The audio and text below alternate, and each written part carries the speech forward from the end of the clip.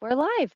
Well, good morning, everybody. Thanks for being here with us. I'm Katie Earle. I'm the coordinator of our University Express program, and I work for the Erie County Department of Senior Services. And we're here with Mary Durlak today. Welcome, Mary. Hello, everybody. And we're all virtual and we're embracing it for now. And we have a lot of new folks on us today, which is wonderful. So quickly, I'll go through our housekeeping. We are recording this session, and if all goes as planned, I'll post it on our website in the near future. You've joined muted and without your own video feed showing, and it's not because you've done anything wrong. That's just the settings for our program today. So as Mary goes through her talk, if you have any questions or comments, type those right in the Q&A panel, and we'll try to get to as many as we can in the time that we have here today. So if you're on a computer, your Q&A panel will be at the lower right-hand side of your screen. Open that up. You'll see your text box. Send your questions right to me. And if you're on a tablet or smartphone, you'll have to touch your screen. That brings up your control panel. And then you should see a circle with 3 dots in it. Click on that, and then you'll see your Q&A. So same for you. Find that text box and send your questions right to me. So we'll thank our sponsors quickly, which is my Department of Senior Services, Blue Cross Blue Shield of Western New York, Excelsior Orthopedics, and Wegmans for all of their support. And if you ever need anything from Senior Services, don't hesitate to give us a call. We're at 858-8526. Now let's learn about the star of our show. Mary Durlak is a lifelong Western New Yorker who has lived near Cazenovia Creek and its tributaries most of her life. Therefore, it's not surprising that she developed an interest in the Erie Canal. Retirement has given her the opportunity to pursue that interest through research, road trips, and membership in the Canal Society of New York State. She is a lifelong writer who is active in a number of professional writing organizations, and at Buffalo State College, she served as a writer and educator in the marketing and communications department until she retired. She then became a volunteer docent and a presenter for Explore Buffalo, which allows her to celebrate many facets of her beloved hometown. And she's here with us today. Mary, thank you. It's all yours. Well, thank you for that introduction. I hope I can live up to just a quarter of it. I want to thank you for this opportunity, and I want to thank you all for coming.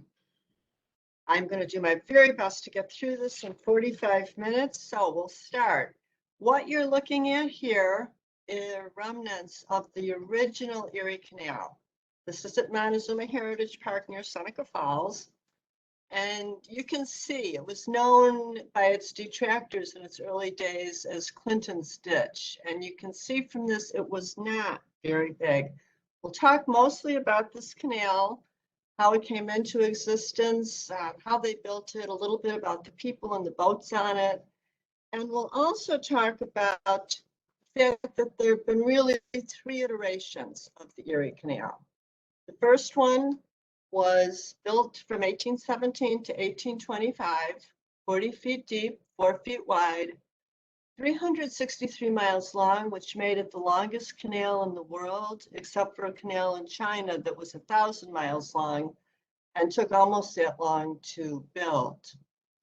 The enlarged Erie Canal superseded it quite quickly, and the barge canal forms the basis of what we know as the Erie Canal today. Including the whole New York State Canalway includes the other canals mentioned here. Now, the story starts a long time ago, 500 million years ago, when the Appalachian Mountains formed. And this is what you're looking at in this map. Here's the Appalachian Mountains going down someplace into Georgia and all the way up through into Canada.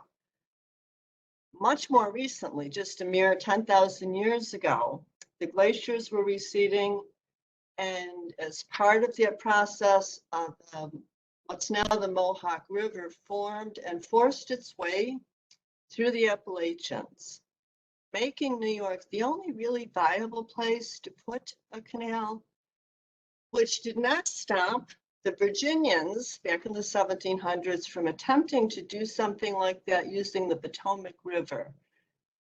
Despite the fact that George Washington was president of that company in between his stint as commander-in-chief and president of the United States, that canal did not succeed at all. Meanwhile, here in New York, we had a water route. New York State, what's now New York State, had a water route for centuries, long before Europeans came over, and this is it. The Hudson River came up to Albany, And from there, where the Mohawk River comes in, so they took the Mohawk up to what's today Rome. There was a carry at Rome called the Ancient Carry, and that carry took people to Wood Creek, to Oneida Lake, to the Oneida River, to the Oswego River, and to what's now Oswego. So there has been a long history of this, and then of course you would take Lake Ontario and up the Niagara River and portage around the falls, and then you were in the Great Lakes. As early as 1724, there was talk about creating a waterway entirely through the state to get to Lake Erie. Rome, which was kind of the bottleneck, at least towards central New York, settlers started to build canals there. And in 1792, the Western Inland Navigation Company was founded in New York to try to create some canals to connect the Mohawk to central New York. Now, Jesse Hawley was a grain merchant who was relying on this to promote his grain merchant business that he had hoped to start. Unfortunately for Jesse Hawley, there just was simply not enough money for the Western Inland Lock people to succeed.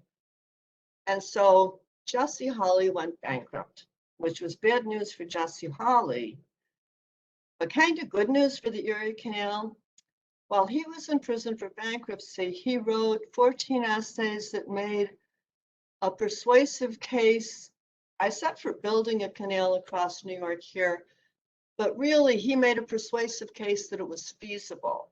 He had a lot of details, the distances, the elevations, potential route, came very close to estimating the cost, talked that it would benefit New York City.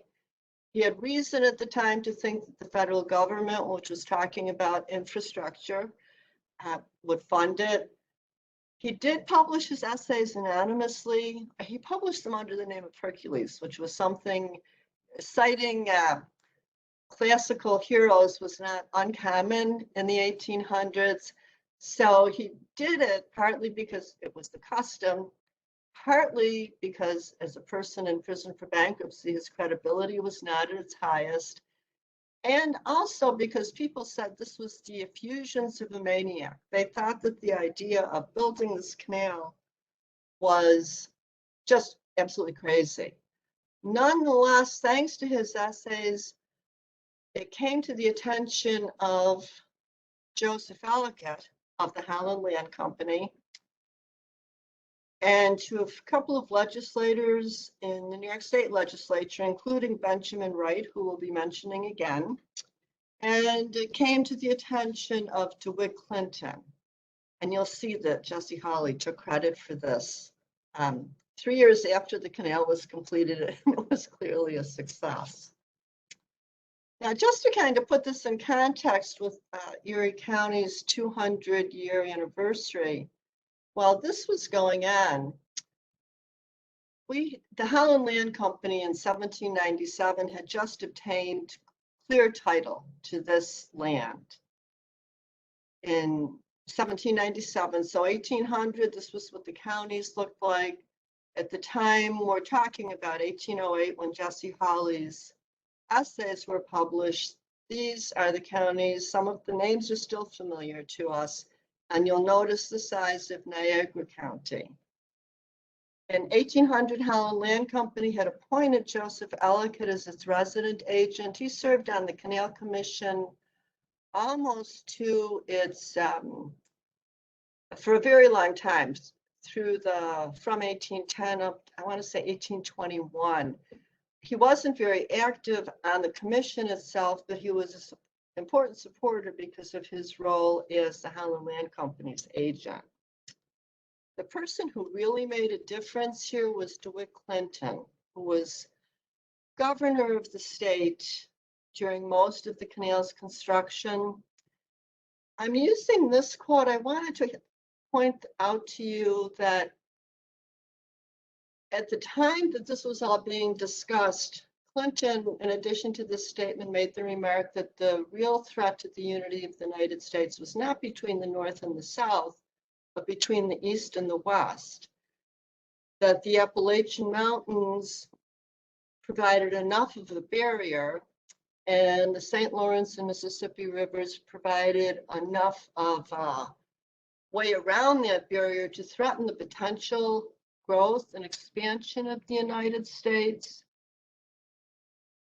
So there was a fear that the Western states would secede, or that they would form their own country, or that they would ally with one of the other European countries, because most of North America, certainly the United States, so what's now the United States, it was already claimed by European powers.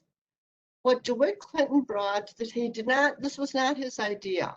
What he brought to the table was, one writer puts it very well, he knew how to use power. He doesn't seem to have been very well liked, even among people who liked him.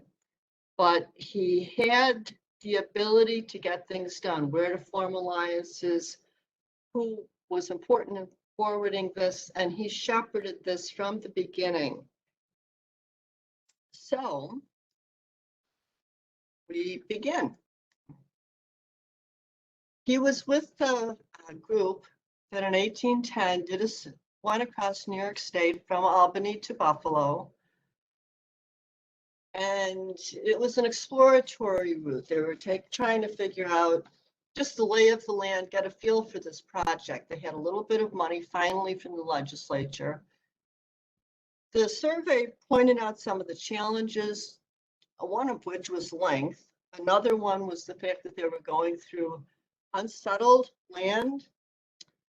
Of course, the technology that they had at their fingertips was animals, men, and hand tools. They didn't have any we had no civil engineers in the United States. We had no school for them. And there was debate about the route too. There was some early argument for having this canal just go up to Oswego.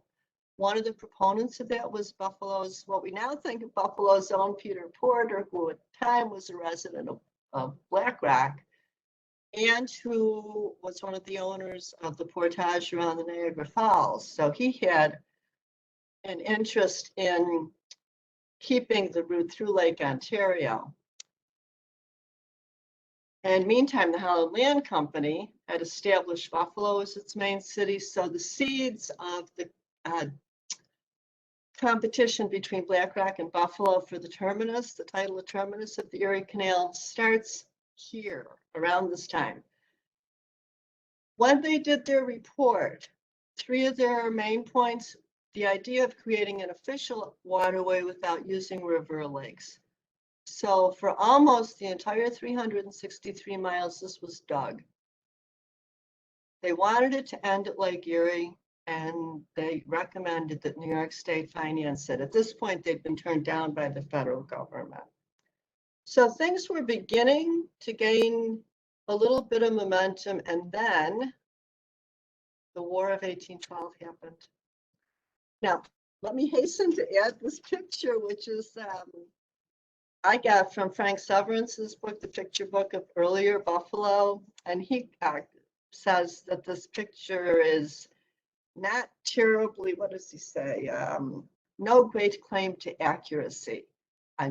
Buffalo was never on a hill overlooking Buffalo River, so, but it depicts at least the idea. And it's a kind of ironic that they were, both Buffalo and Black Rock were incorporated as villages. They were about 3 miles apart. And within a year, they'd both been burned to the ground, which was, of course, tragic for the people who lived here, and certainly the soldiers who fought. But for the canal, it made 2 points. One was, it was a strong argument for keeping it within United States borders. And it also emphasized the need for a waterway, transporting artillery, hauling cannons around by oxen cost far, far more than building the cannons. Getting things from place to place in any kind of was difficult enough, and it was a very expensive process. Which led us to the Erie School of Engineering. I had mentioned that we didn't have any civil engineers in the United States at the time. They did try to recruit an English person with some experience in canals. There were a few other people in the United States, mostly from the South, who were one way or another discouraged from taking part in this project. You have to think about Virginia and New York as being rivals at the time. So the Erie School of Engineering is what has come to describe the people who were appointed to be engineers on the Erie Canal. Many of them were surveyors and judges, some were lawyers, so that some of them were not uneducated people. Benjamin Wright and a gentleman named James Geddes were given the responsibility to build this. And another engineer was a gentleman named John Jervis, who joined them as an axeman. He just came along basically to chop down trees as they were doing the surveying. But he kind of apprenticed with the surveyors and went on to have a career as an engineer.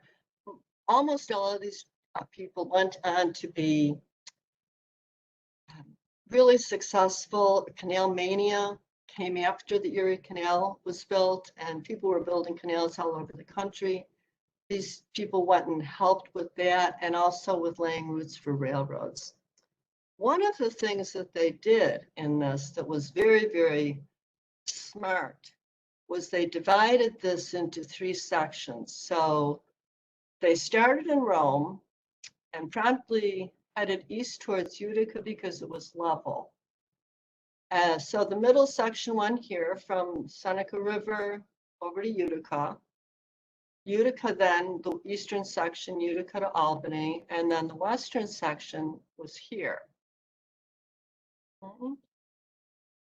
I'll just mention this here so I don't forget it. Prior to the Erie Canal, it took 4 to 6 weeks to get from Buffalo to Albany.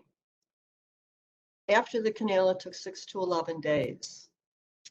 Before the canal, it cost about $100 to ship a ton of cargo from Buffalo to New York. It was actually cheaper to go up the St. Lawrence and use the Port of Montreal.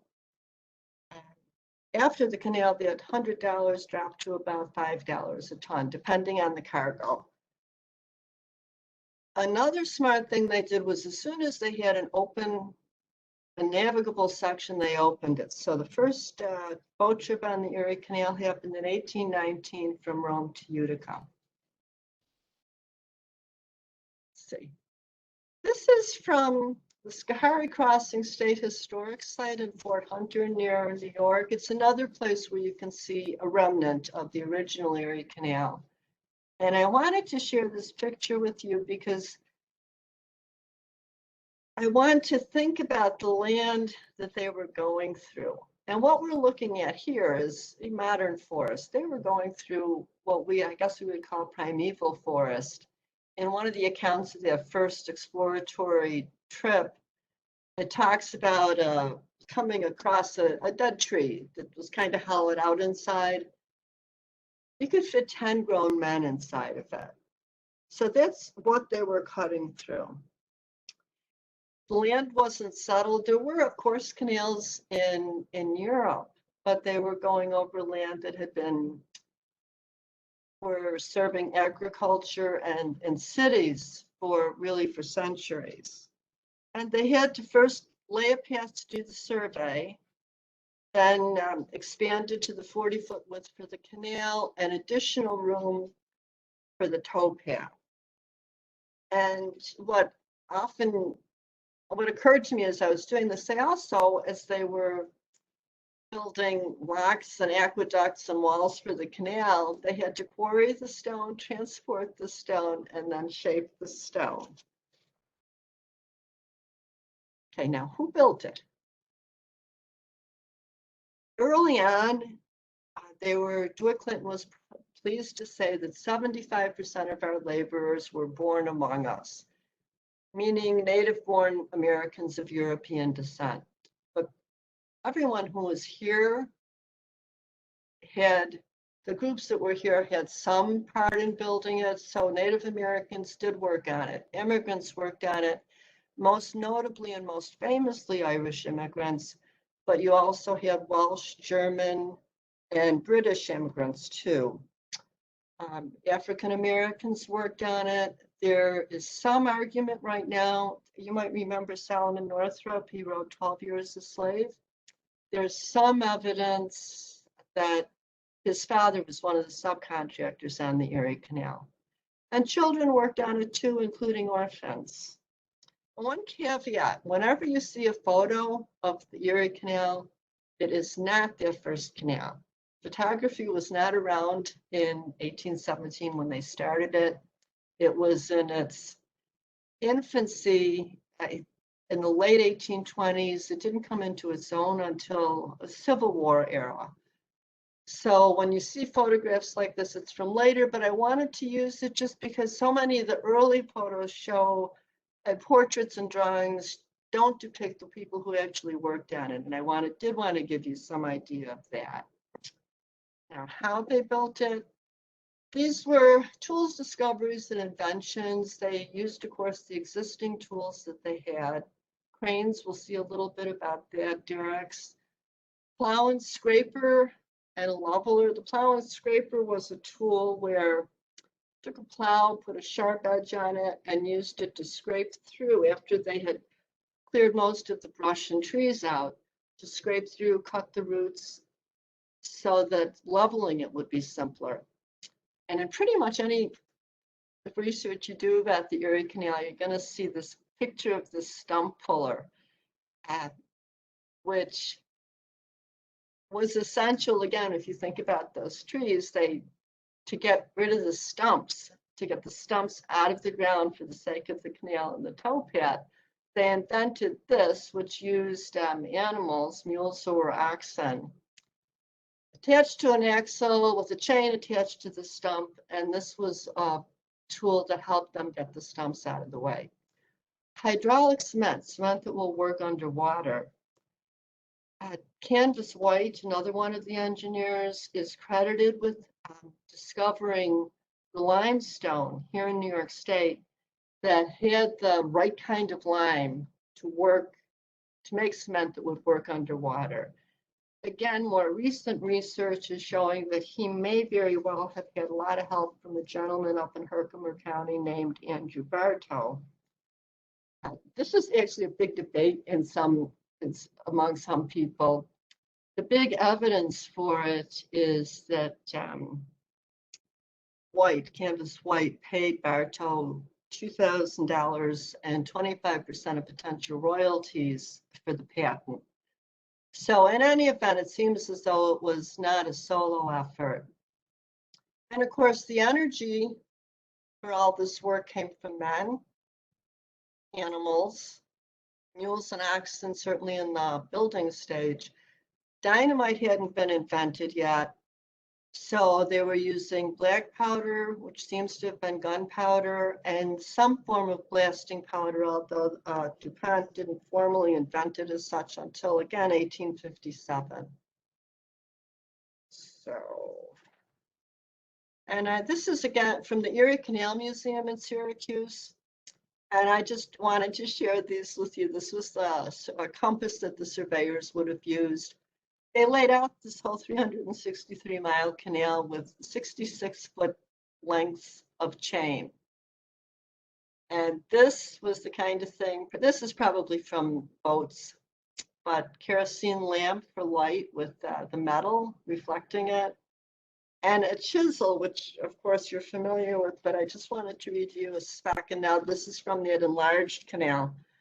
The cutting is to be done and the work laid with the mortar joint that shall not exceed 1/8 of an inch in thickness. So with those tools and that knowledge, they built things like this.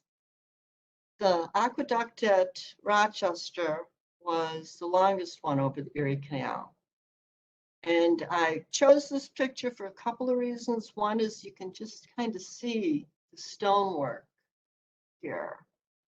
You can also see something that it boggles my mind anyway. Aqueducts transported not just the water, of course, but also the boats and the animals that were pulling the boats.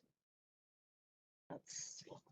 And the bridges, there were hundreds of bridges, and a low bridge didn't necessarily mean that you were coming to the town, like the song says. A lot of farmers agreed to give land to build this canal, and then of course they had to build bridges over the canal to get from one end of their property to the other.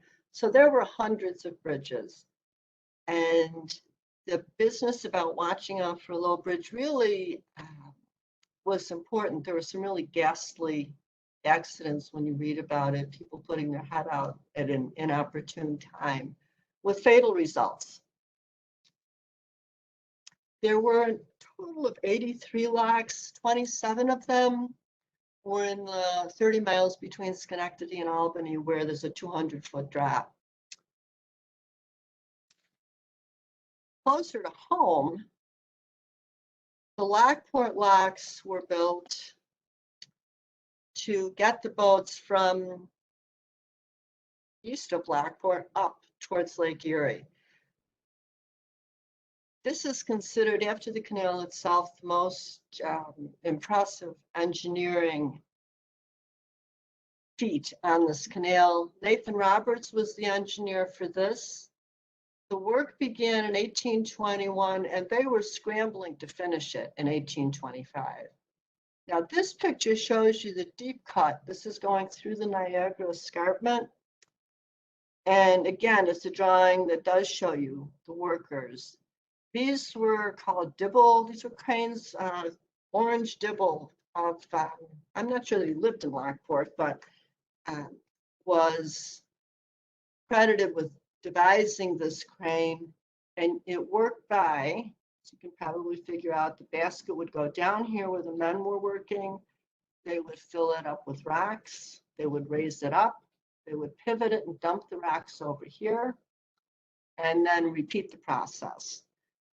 Lockport must have been an interesting place to be. There's stories of stones flying all over, some attorney being knocked out of his chair by a flying stone. It must have been a very crazy time. And Lockport went from being pretty much nothing to being a major town along the Erie Canal. So how all this came together, I chose this picture. This tended to be how, as people really fell in love with many things, advantages that the canal brought. It was celebrated in a kind of an idealized way, but I wanted to use this picture to show you the canal was often built right next to a naturally occurring body of water, which tends to seem silly to us today. The problem with the natural waterways, though, they flooded. They went dry if there was a drought. There were rocks in them. The width varied. So that was why they decided to build canals. There was an engineer in England, famous for his canal building, and when asked why they didn't use rivers when God had made the rivers, he replied that the reason God made the rivers was to supply water for canals. And that was incidentally another thing that was a challenge for the engineers as they were devising the route. They had to consider where they were going to have water sources to maintain that 4-foot water depth in the Erie Canal.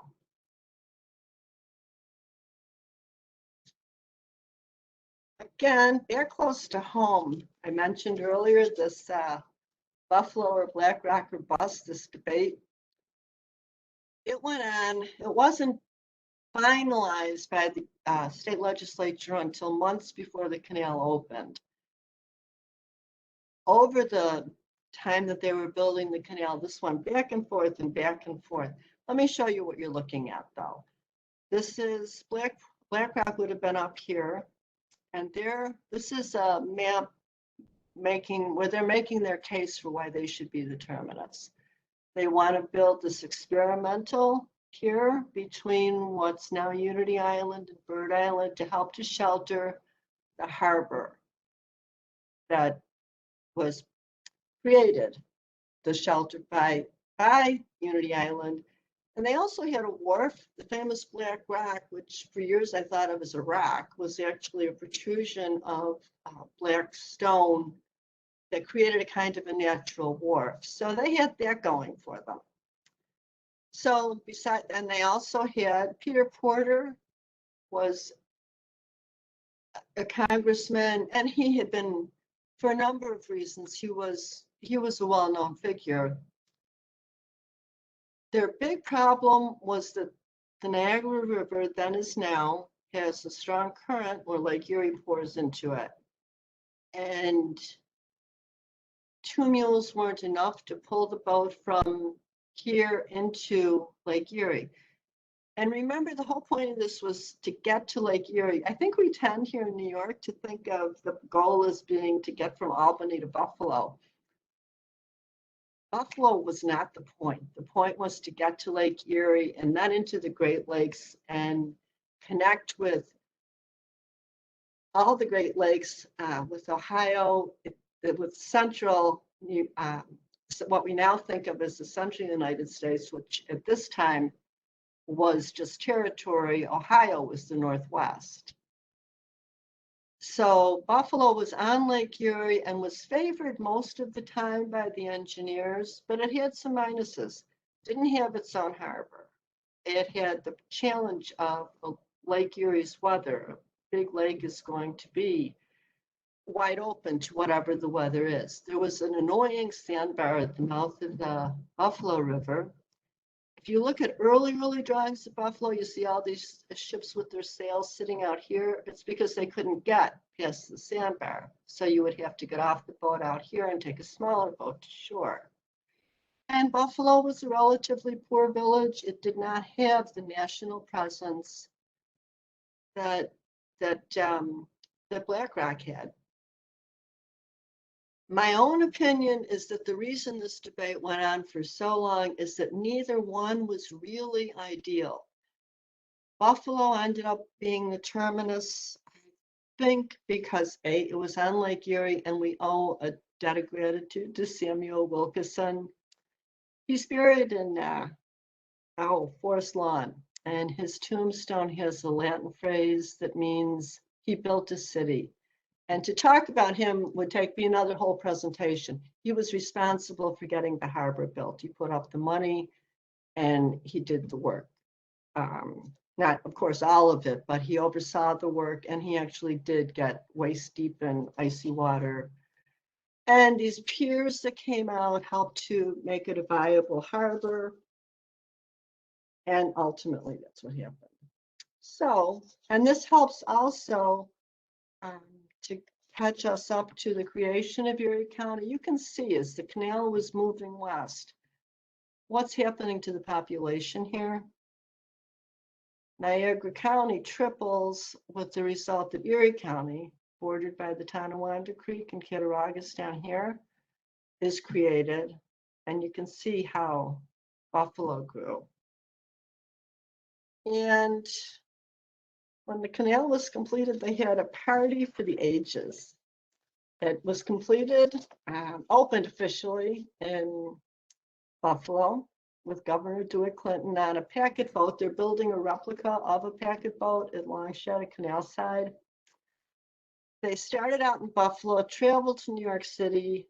They had celebrations all along the canal. Every town, when they got to Rochester, the Buffalo boats dropped back and the Rochester boats tagged along. They carried a keg of water from Lake Erie all the way to the Atlantic Ocean, where DeWitt Clinton famously poured it into the Atlantic Ocean, celebrating the marriage of United States inland seas, what we think of as the Great Lakes, with the Atlantic Ocean. As part of that celebration that doesn't get mentioned very often, which is why I'm mentioning it, The Seneca chief returned to Buffalo carrying a keg of water from the Atlantic, and Samuel Wilkinson poured it into Buffalo's harbor.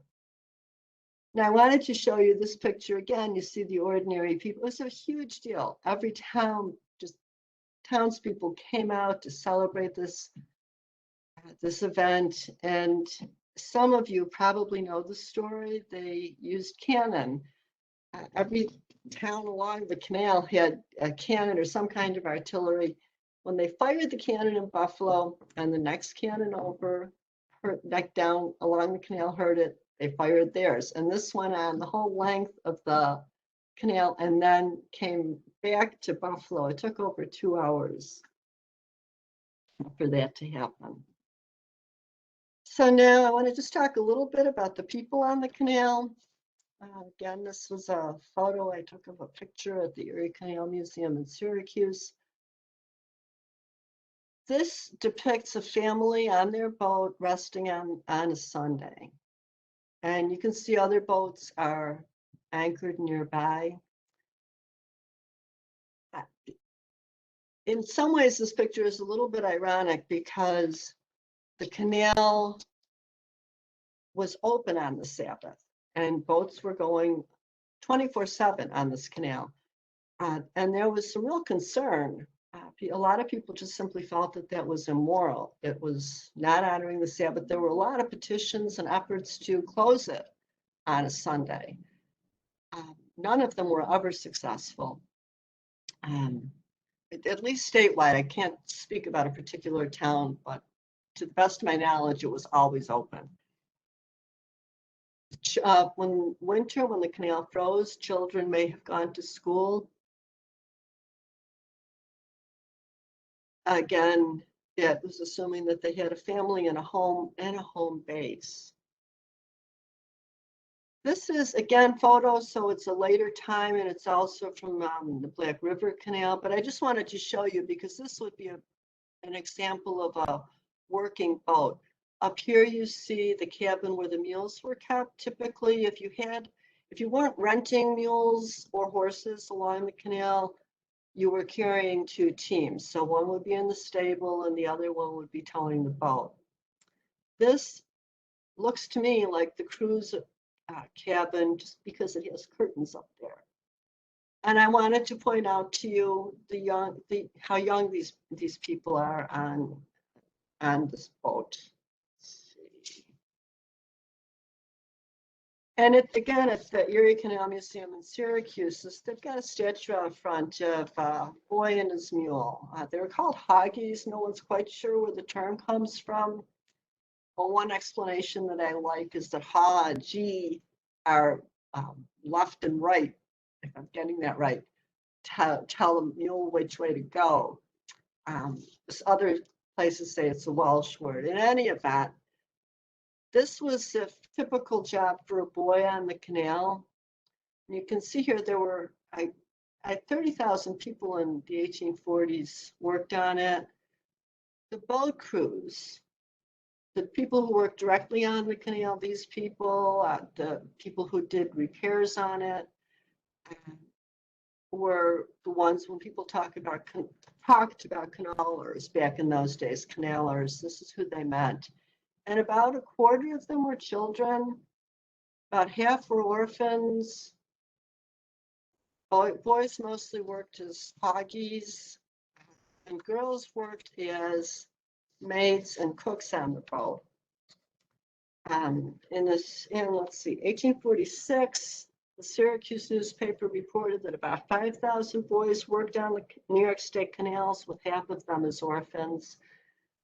And of course, again, when the canal froze, they were homeless. So they would just live in the city, catch as catch can. And of course, again, frozen, all the people who worked on the canal as employees were all scrambling for whatever work was available. So finally, in the late 1840s, there was an effort to accommodate the kids who had no other place to be. Cruising the Erie Canal, and again, it's a kind of an idealized picture. This is a packet boat. Packet boat's essentially a floating cabin. And they were less than 14 feet wide. because the locks were 15 feet wide, so you couldn't make your boat much more than 14 feet wide. During the day, this cabin was where they would eat, but there would be a lounge. If the weather was nice, you weren't going to be in the cabin. You were going to be sitting on top or maybe on deck, enjoying the scenery. It was an expensive way to travel. It was 4 cents a mile. If you were an immigrant, you were much more likely to be on one of those line boats. It cost less, and immigrants who were planning on settling or planning on becoming settlers didn't have to pay tolls for their cargo. So this looks wonderful. But at night, this is what happened. There was a curtain drop between the men and women sleeping area, and then they dropped down these 3 cots suspended by ropes. They weren't very wide, and the stories are really kind of funny. People would fall out of them, or they would fall on the person under them. This was once the thrill of being able to travel from Buffalo to Albany in 10 days wore off. The hassle of these sleeping compartments, the packet boats faded long before the cargo boats did, as the railroads came along and people had an alternative to this means of travel. In its earliest days, though, one writer calls the Erie Canal, travelers came from all over the world just to see this. One writer called it a combination of Disneyland, the Grand Canyon, and a high-tech laboratory in Silicon Valley. Now, we've talked a little bit about the enlargement. Very big political issue for most of the 1800s. Benjamin Wright, our chief engineer, said the biggest mistake that they made was they made the original canal too small. So when they enlarged it, it went from 4 to 7 feet deep and 40 to 70 feet wide. And almost doubling it in size meant that boats that had been limited to a cargo of about 30 tons now could manage about 240 tons. It was during its enlarged period the canal saw its greatest amount of cargo, 6 million tons in 1880. An interesting thing about the enlargement is that it wasn't always done exactly where the canal was. Remember, they had to keep the original canal open because it was so busy. Here again at Montezuma Heritage Park, here's the line for the old canal, the yellow. Here's where they built the enlarged canal. They both used the same spot to cross the Seneca River, where they built the second longest aqueduct, and there's remnants. Most of it actually is visible. They had to take down part of it when this became part of the barge canal. But my point here was just to show you they weren't necessarily that far apart, but if your business was here and now the canal is over here, you're complaining to New York that it's ruining your livelihood. So there were a lot of lawsuits against New York State because of the loss of business. It went from big to barge around 1900. The barge canal was finished in 1918.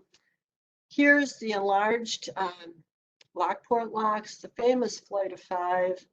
If you go up there, don't miss the Erie Canal Discovery Center. It has actually one of the coolest interactive exhibits I've ever seen in a museum. But around 1880, this is what that Flight of 5 looked like. For those of you who've been there, some of this is going to look kind of familiar. When they built the barge canal, they replaced those 5 locks with 2 locks, which are now. If you go through there, that's what you're using. And the Lockport Locks people are recreating their Flight of 5 along with the statues of lock tenders as a kind of an homage to them. So that pretty much brings me, I just wanted to mention, where was it? This site, Erie Canal Mapping Project, shows you the route through New York State. And the first canal, you can click on 1825 or enlarged or whatever. And so green would have been the very original one. Most of the places obscured by the enlarged canal, which still came down to Buffalo. When they built the barge canal, the canal ended in Tonawanda. So all that fuss between Buffalo and Black Rock, Tonawanda is now really the terminus of the New York State Canalways, at least in terms of the Erie Canal. And what this is largely the I-190 up as far as the Grand Island Bridge, and then River Road up to about the Tonawanda Creek. There's a marker, in fact, on River Road. They filled it in. Once the boats were no longer using it, it just wasn't getting a lot of use. It was considered an eyesore. And so they filled it in. And when you go through on the I-190, and especially when you're along that stretch where you're below the water level, you can think about being on the Erie Canal. And the folks at the Black Rock History Museum pointed out to me that if you look on your right, very carefully, of course, you're on the I-190, you can see some of the black rock that gave that village its name. And that is pretty much all that I have, folks. This is Canal Side today. These are the ruins of the original, or at least the 1800s canal, and the new buildings that are developing along Canal Side. So I really want to thank you for your attention and your time. I hope I've answered some questions. I'm just going to, because I'm just going to show you this next slide. These are the places where I got most of the information in this presentation from. Again, thank you very much, and a shout out to Katie, who's been just terrific through all this. So thanks again. Well, thank you, Mary, for giving that presentation for us, the journey down the canal. So we actually have quite a few questions. Is it okay if we get started? Yeah, sure. I hope I can answer some of them. We'll see what happens. So this first question is, what did the Seneca get in return for relinquishing their land? Why would they have agreed to that? Money.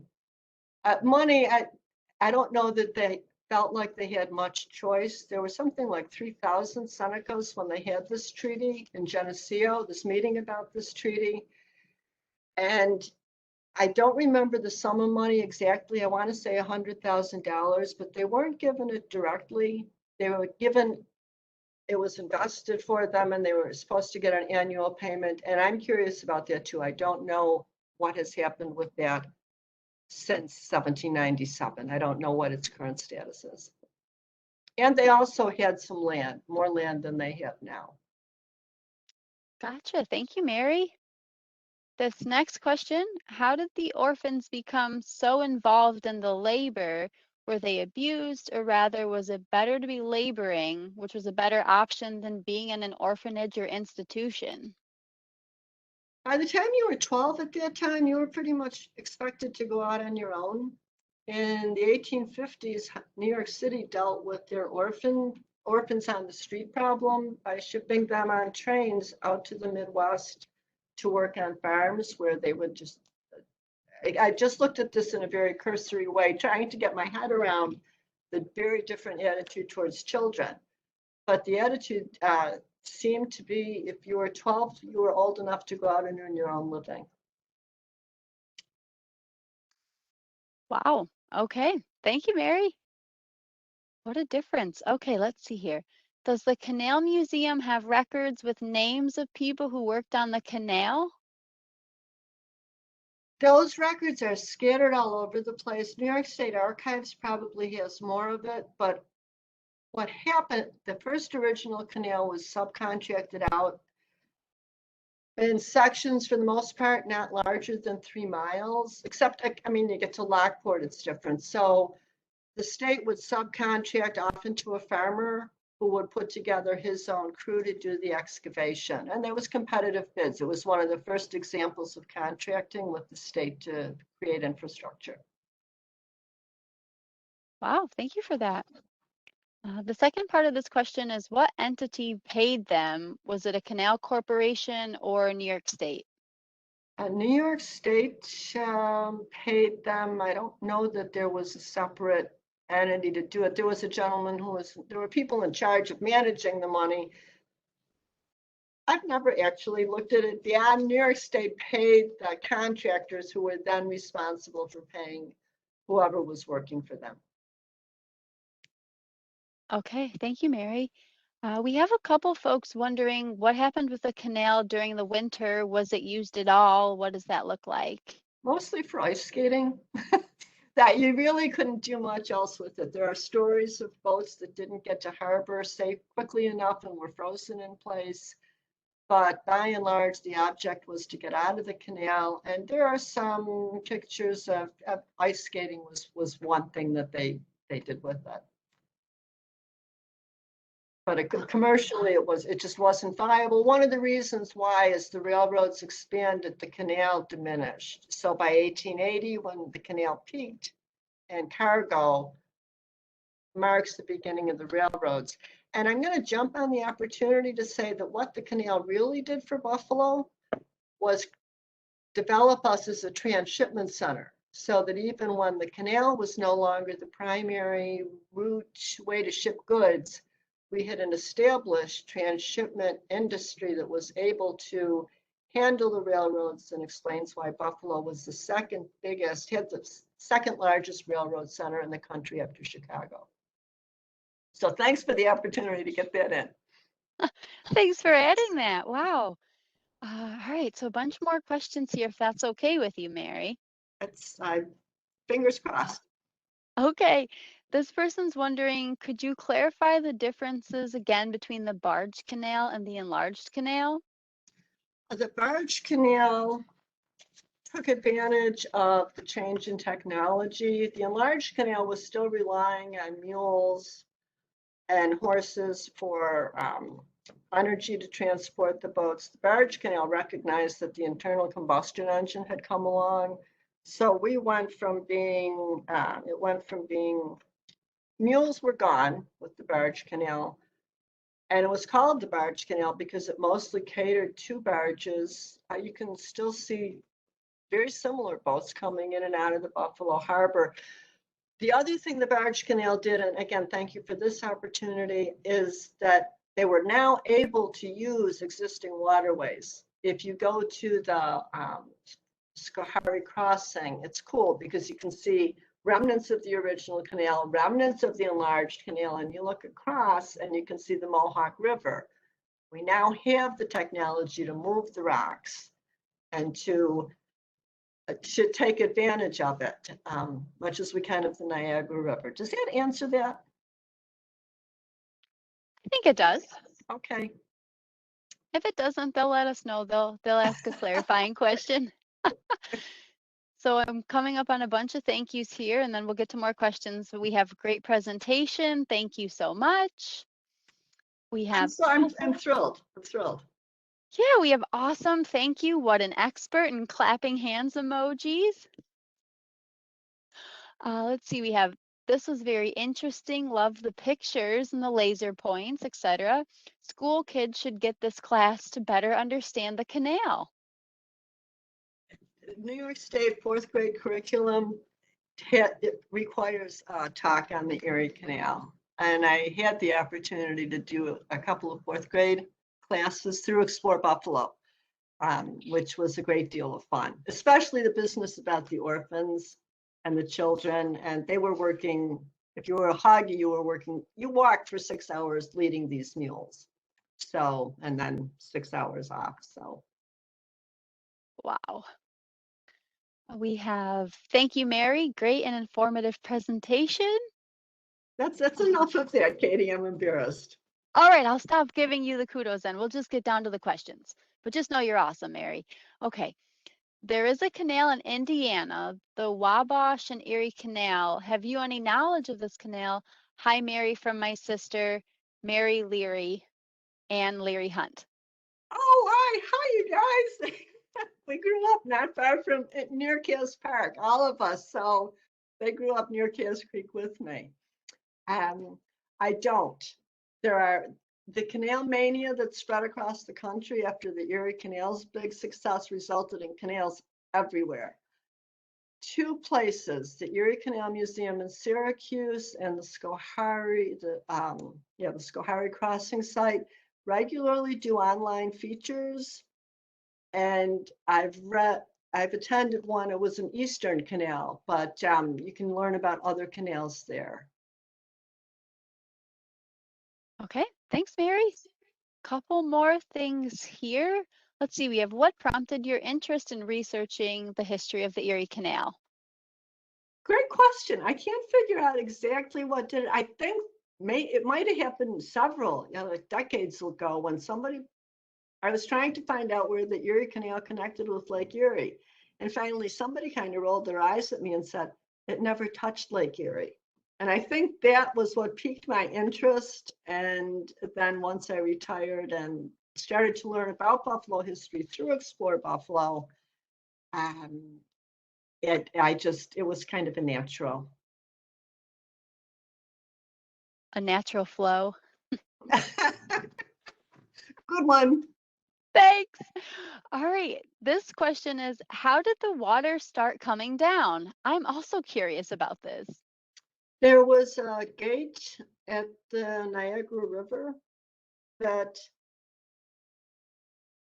went into the Tonawanda Creek and ultimately went to the Lockport Locks. In one of the slides, you can see it's kind of downhill from Lake Erie to someplace east of Rochester, and then it starts to get uneven. So they had to have water coming in from Lake Erie. Water fed a lot via the Niagara River, fed a lot of the western section. Black River fed some of the middle section, but all the way through there were creeks. If you look at old maps of New York State and you see all the creeks, you can see that they had that available water source. Okay, thank you, Mary. All right, we're coming up on the end here, and I know we're coming up on time, so I think we'll be good. Let's see, we have, thank you, Mary. My dad and brother-in-law both worked at Caddy Dry Dock in Lockport, have been on boat tour, amazing to go through locks. Isn't it? It's just wonderful. And if you're a kayaker at all, go through and in your kayak. It's awesome. That would be pretty cool, I imagine. Oh, this one. After the canal was done, what was the attitude of the federal government? Well, you saw Thomas Jefferson, of course, by then he was long retired. It was congratulatory. But beyond that, the whole country changed so much, so rapidly, and grew so much. I don't know. That's an interesting thing to see if they jumped into the canal building business after that, or if they left it to the state. So I don't know. Great question. Definitely. Our next question, is Jack Kelly's book, Heaven's Ditch, accurate? We loved the book. I don't know. I haven't read it. I put a lot of, there's just tons and tons of books. So if you say it's good, I will put that next on my list. All right, perfect. And then I'm seeing two more things here. This is, what did the packet boat passengers do for food and bathroom facilities? Did they stop along the canal as needed, or were there bathroom and cooking facilities on board? I think it depended. The packet boat business, when it was in its heyday, was competitive. The meals were served on deck, and they had kitchens in the cabins cruise, the cruise cabin, I'm sorry. So I would think that most of the meals were prepared on the boat. You would lose time if you stopped. And of course, that would have been a discouraging thing.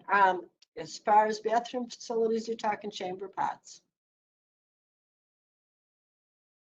Okay, So you can thank imagine you. one of the reasons why the people didn't enjoy spending the night on them became pretty obvious as you think about it. Definitely, especially in the hot summer. Okay, can you talk about water from the mountains in northern New York to supply water for the canal in the eastern portion? Only about the Black River. And I would encourage you, if you get up to Boonville, they have a great little Black River museum. So that was one of the sources. Of course, around Rome where they had Wood Creek, they were able to use that. But beyond that, the eastern section, I don't know how they managed to do all of that. Okay, thanks, Mary. I'm just seeing one more thing here, if that's okay with you. Let's see, was the flow of water ever stopped to work on any part of the canal as Niagara Falls was in 1969? Yes. Yeah, in fact, they had to do that to make repairs. In fact, something like that. I don't know that they stopped the flow of water, but there was just this year, there was a damage to one of the canal walls and boats were kind of stuck. They couldn't get through it until that was repaired. So stop the flow of water, you would almost have to. But yes, again, specifics, I don't know.